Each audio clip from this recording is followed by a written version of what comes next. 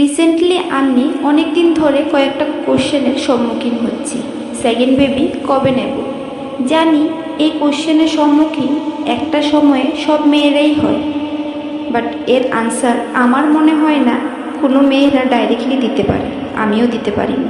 অনেক দিন ধরে ভাবছি সোশ্যাল মিডিয়াতে কথাগুলি বলবো কি না, তারপর সিদ্ধান্ত নিলাম আমি বলবো। জানি না কথাগুলো সেই মানুষগুলোর কাছে পৌঁছবে কি না, তবুও যারা এরকম চিন্তাধারা রাখে আই থিঙ্ক তারা একটু হলেও বুঝবে এটা আমাদের অনেকটা খারাপ ফিল করায়। কেউ যখন বলে সেকেন্ড বেবি কবে নেবে, আমার অ্যান্সার এখন না, পরে, বা এখন আমার বেবি অনেকটা ছোট। তখন ওরা সঙ্গে সঙ্গে আমাকে বোঝাতে আসে।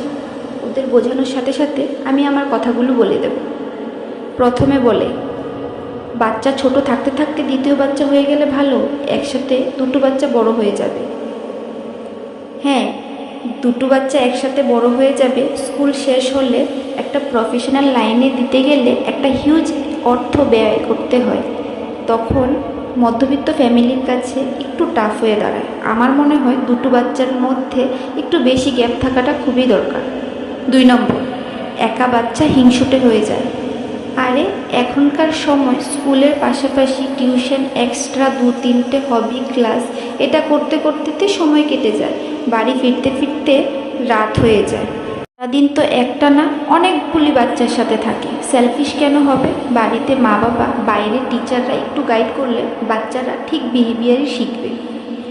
একা একা বাচ্চারা বোর ফিল করবে। 3 নম্বর, সারাদিন বাচ্চারা একা থাকে না, অনেক বাচ্চার সাথেই থাকে। বোর কেন ফিল করবে?